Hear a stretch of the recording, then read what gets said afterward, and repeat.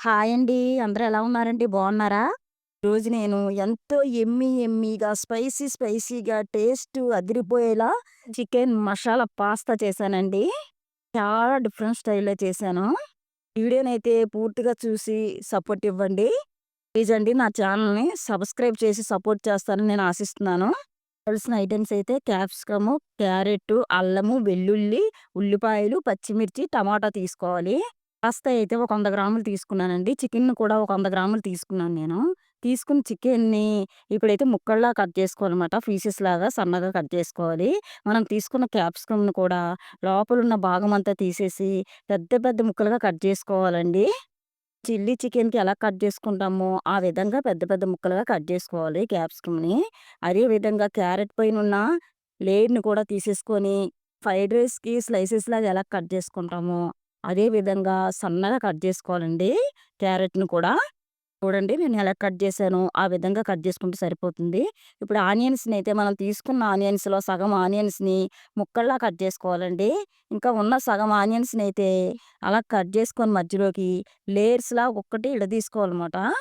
చూడండి నేనైతే ఎలా తీస్తున్నానో ఆ విధంగా ఆనియన్స్‌నైతే సగం ఆనియన్స్‌ని అలా తీసుకోవాలన్నమాట లేయర్స్‌లాగా.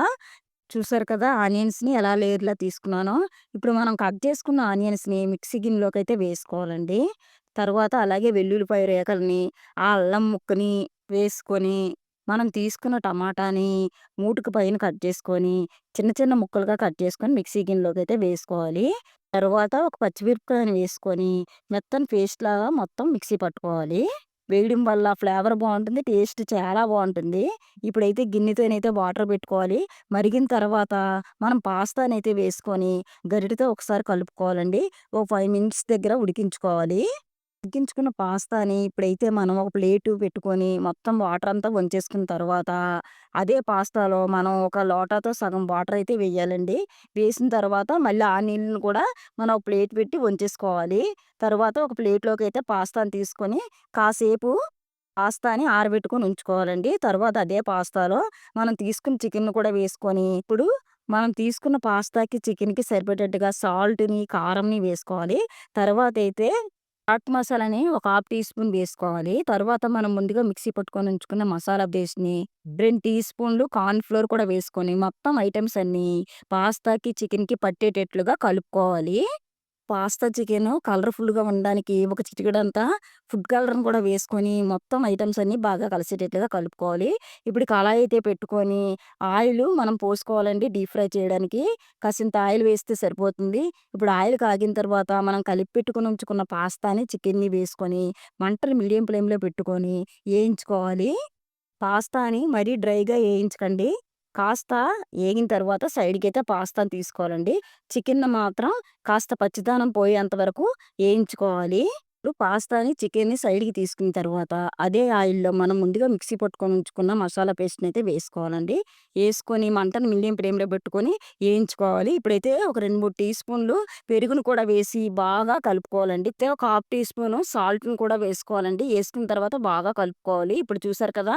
సోయా సాస్‌ని ఒక స్పూన్ ఏసుకోవాలండి. ఏయడం వల్ల చాలా టేస్ట్‌గా ఉంటుంది. ఫ్లేవర్ కూడా చాలా బావుంటుంది. వేసుకున్న తర్వాత కనిపిస్తుంది కదండీ! టమాటా కచపు. టమాటా కచప్ ప్యాకెట్‌ని ఒకటి వేసుకోవాలండి. ఏయడం వల్ల టేస్ట్ చాలా బావుంటుంది. కమ్మగా ఉంటుందండి. టేస్ట్ బావుంటుంది. ఫ్లేవర్ కూడా అదిరిపోతుంది. కచ్చప్ ఏసిన తర్వాత బాగా కలుపుకోవాలండి. బాగా కలిపి బాగా ఏగాలనమాట. ఇప్పుడు వెల్లుల్లిపాయ రెబ్బలనైతే ఒక 4, 5 ఎల్లుల్లిపాయ రెబ్బల్ని సన్నగా కట్ చేసుకున్నాను. పచ్చిమిరపకాయలు కూడా మీకు ఇందాక చూపించాను కదా! ఆ 4 పచ్చిమిరపకాయలను కూడా కట్ చేసుకున్నాను. క్యారెట్ తురుముని, క్యాప్సికమ్‌ని మొత్తం ఏసుకొని మంటని మీడియం ఫ్లేమ్‌లో పెట్టుకొని ఏయించుకోవాలి. ఆనియన్స్‌ని మాత్రం అస్సలు వేయకూడదండి ఇప్పుడు. మూత పెట్టుకొని కాసేపు సాఫ్ట్‌గా మగ్గించుకోవాలి మనం వేసుకున్న ఐటెమ్స్ అన్నీ. మళ్ళీ మధ్యలో ఒకసారి మూత తీస్తూ కలుపుకుంటూ మగ్గించుకోవాలి. తరువాత బాగా మగ్గిన తర్వాత లేయర్స్‌గా మనం ఉంచుకున్నాం కదండీ ఆనియన్స్‌ని. ఆ ఆనియన్స్‌ని కూడా వేసి మొత్తం బాగా కలిసేటట్లుగా కలుపుకోవాలి. ఇప్పుడు మనం వేయించుకొని ఉంచుకున్న చికెన్‌ని, పాస్తాని వేసి మొత్తం కళాయితో టాస్ చేసుకోవాలండి. కుదుపుకోవాలమాట.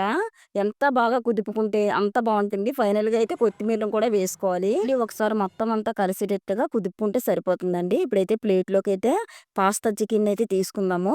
ఎంతో టేస్ట్‌గా ఉండే మసాలా చికెన్ పాస్తా అయితే రెడీ అయిపోయిందండి. నా ఛానెల్‌లో పెట్టిన వీడియోస్ మీకు నచ్చినట్లయితే ప్లీజ్ అండి లైక్ చేయండి, షేర్ చేయండి, కామెంట్స్ పెట్టండి, సబ్స్క్రైబ్ చేయండి. నోటిఫికేషన్ కోసం అయితే గంట సింబల్‌నైతే యాక్టివేషన్ చేసుకోండి. Thank you for watching.